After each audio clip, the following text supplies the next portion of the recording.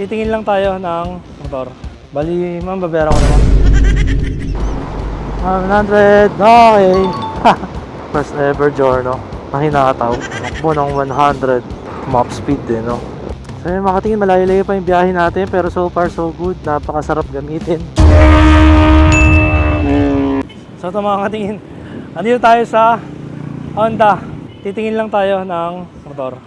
Honda Power Racer. Dito lang to sa San Jose, San Miguel, Bulacan.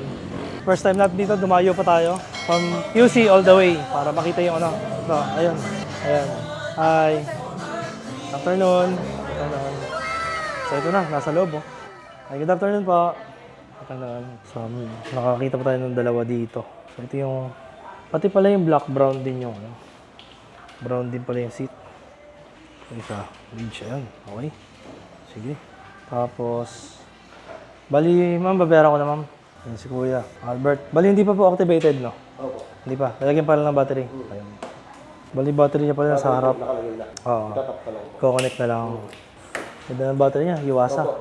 Kaya pala maluwag doon sa compartment niya. Andito sa harapan. Galing para, pati yung mga fuse box nandiyan na rin. Kaya maluwag na maluwag dito. Oo, kaya napalaki nila. Correct na biyahe na. Pagtan lang itong mga chrome. Pagtan ng kulay, kulay black. Ay, yung remote, sana lang. Okay. Nagtipid na yan. Parang ginaya niya, ginaya ni Yamaha. Ayun, okay na. Meron na.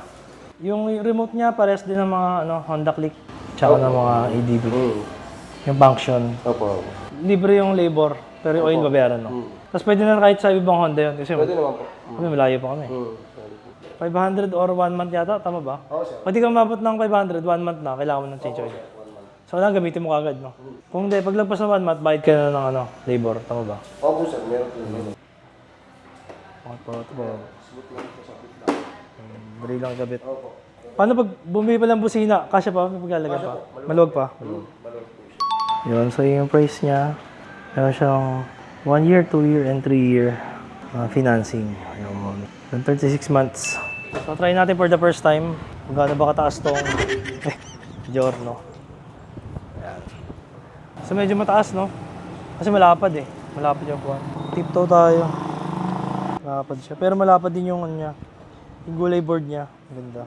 Tsaka mukha siyang malaki para sa 125. Ang laki niya tingnan. Kasi ito yung PCX side by side. Mukha pa siyang malaki sa PCX eh.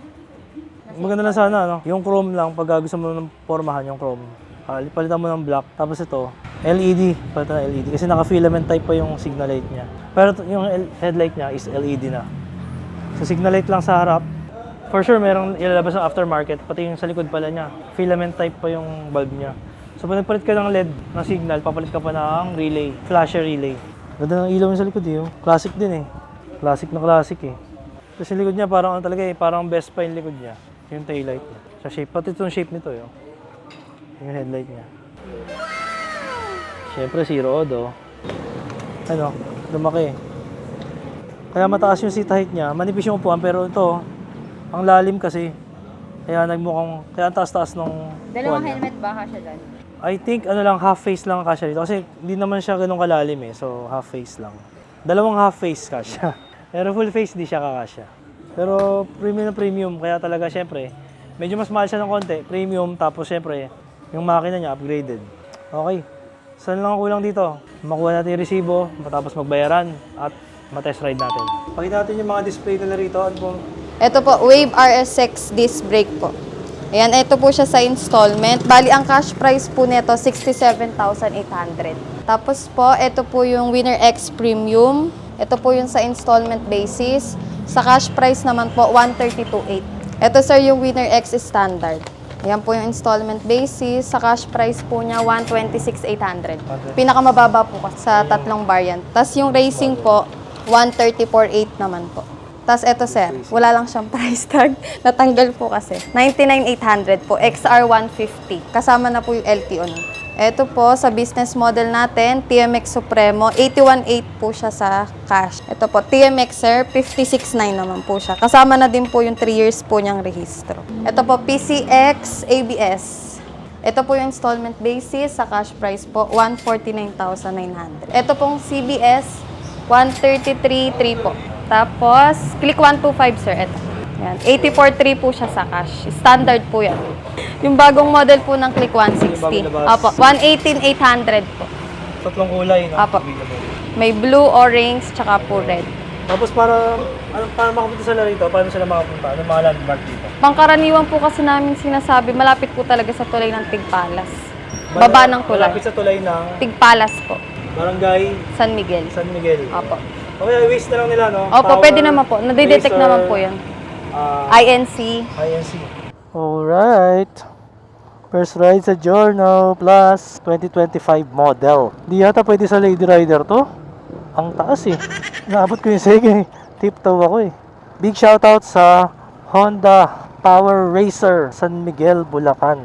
Yun, INC branch. Shoutout. Alam ko dito, taga dito rin si Tropa sa San Miguel, Bulacan. Nakita ko nga kanina si Yogi. Shoutout din kay Yogi. Ang magaling na mekaniko sa San Miguel, Bulacan. Nakita kami kanina. Blinking yung gas natin. Kailangan natin magpagas. Ngayon wala tayong cellphone holder. Siyempre bago pa. Pero meron tayong helmet intercom. Nakakonect via Bluetooth sa ating cellphone. Kaya naka-waste tayo.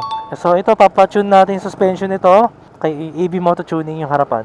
Tapos yung likod, baka hanapan natin ng aftermarket na magandang suspension. Siyempre, mags, kung ano pa pwedeng gawin, sa setup natin to. Bibuild natin mga katingin para mas maporma at mas pogi. At ito, may gas station na rito. Pagkasa tayo dito, mahirap tumirek. Kuya, full tank. Apa. Ayan. So, maganda talaga na rubber matting madulas eh. Pag nilagyan mo nito, tumudulas. At syempre, paanda rin na natin para para tuloy-tuloy yung break-in. First gas up, syempre. Tuwing bibili ka ng bagong motor, matic yun. First gas up ka kagad. Mahirap tumirik, no? So, pansin ko sa preno niya, mahina pa dahil siguro bago pa. So, ang ganda lang dito, syempre, bago pa. Konti pa lang yung nasa kalsada, konti pa lang yung kamukha mo. Unlike yung, syempre, kung mga naka-usual ka na ng motor, marami ka ng kaparehas dito. Yan, hindi siya mainstream bike. Ang sarap. Sobrang smooth, walang vibration. Sarap ilang ride na ito. Tapos sabi, sobrang tipid daw nito eh. Ops. 0 odo, 1 kilometer na tayo. Yung panel niya lang parang Winner X lang siya. Yung LCD niya. Yun lang naman ang ko dito eh. Ang napansin ko lang, siguro kung ginawa nila ng sariling panel para sa kanya. Pero okay na rin. Kasi baka mamaya pag may sariling panel, magmahal pa, no? Sobrang mura na kasi niya para sa presyo niya, sa quality, sa materials, sa styling. Yung hatak niya nga lang, syempre, typical 125. Syempre, hindi kagaya ng 150 na sumisibat or 160. Pero dahil nga 4 bulbs to, yung top end nito sigurado. Kung may pino to sa rektahan.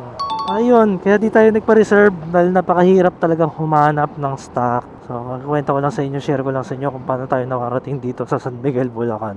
Ang hirap kasi humanap ng stock. Actually, nagpa-reserve na tayo sa isang dealer, pero unfortunately hindi pa sila nagkakaroon. Buti na lang meron tayong tropa na nagpa-reserve taga dito sa Bulacan, tapos nagbago isip niya, napakabait sa atin niya, pinaubaya yung napa-reserve niya na unit, kaya tayo nakakuha dito sa San Miguel, Bulacan.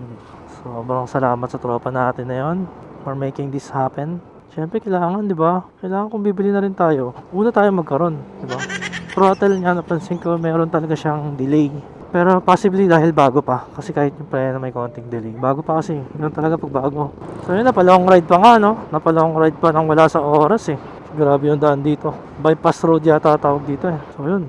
More than half throttle pa lang tayo. Di pa tayo nag-full throttle. Syempre, bigyan naman natin siya ng konting pagkakataon na makapag-break in.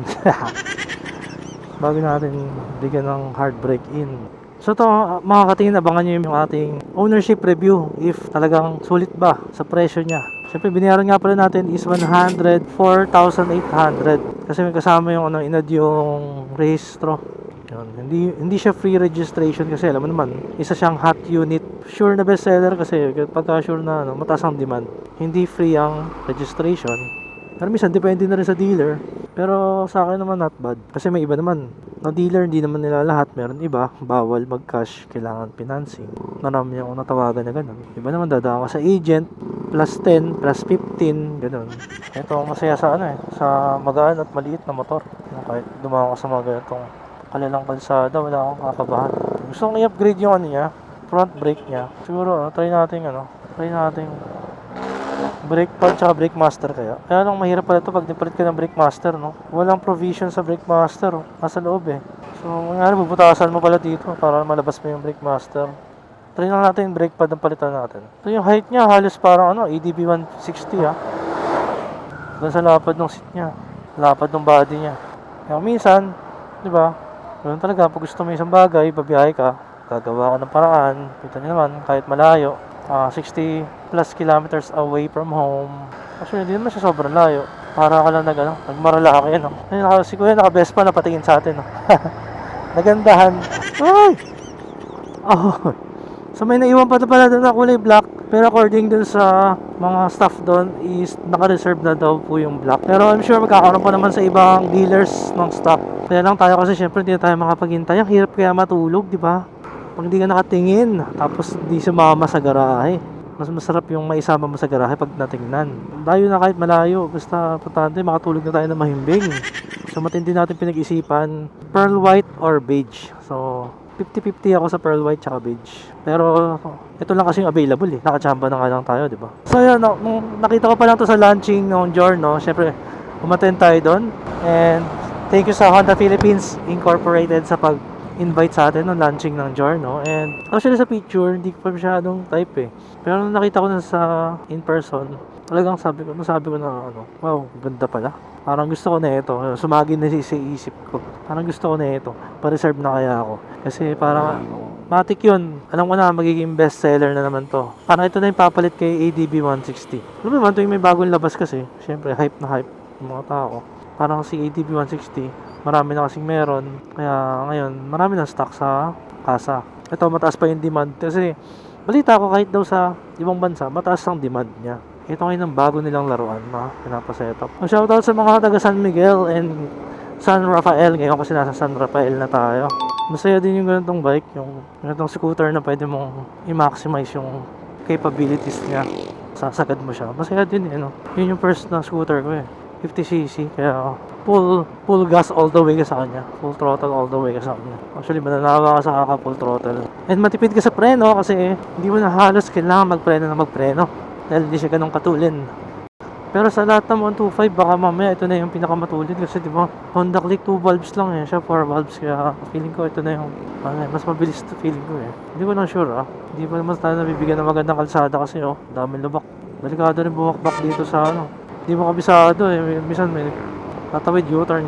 Siyempre ganitong scooter relax tayo dito kasi matik siya. Kaya nga tayo bumibili ng ganitong mga scooter.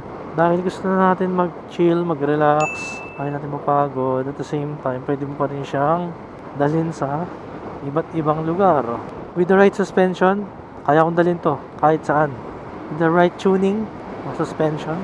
Tulad niya, makahirap-hirap. Tumatakbo tayo ng 79, 80. Nag-80 tayo. Ang kahirap-hirap. Once na makabelo, yun yung lamang ng 4 valves. Maganda yung kanya top end power, high RPM power. Kumbaga mas nakakahinga yung makina.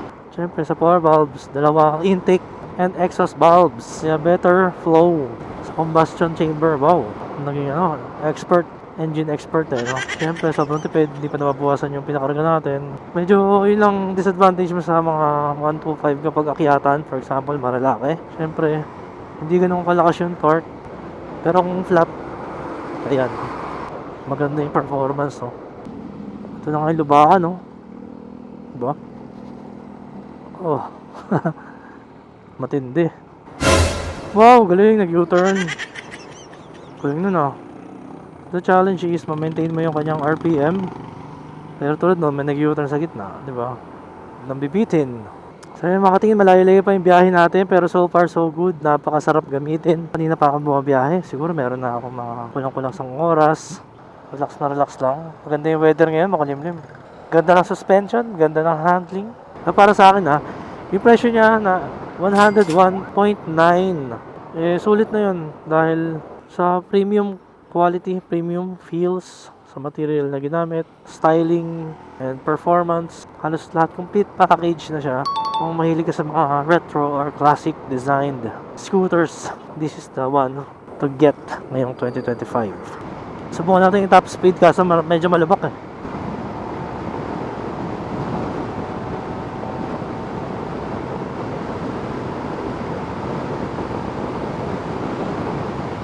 97, 99, 100, okay. So yun, kaya naman niya mag 100 and pili ko lalagpas pa, no? Yun talaga advantage na ano eh, yung 4 valves, no? Meron siyang enough power. Dito na po tayo sa Marcos tuloy. Sana isang Marilaki. Dito na tayo sa MacArthur Highway, Balagtas, Bulacan. Manly Highway, no? Pero alam ko na sa MacArthur Highway na tayo. So malapit-lapit na. At eksakto naman, may nakatabi tayong Faccio. Yamaha Faccio. Ang ganda ng kulay, apple green. So alam mo ni Faccio, syempre yung mga accessories.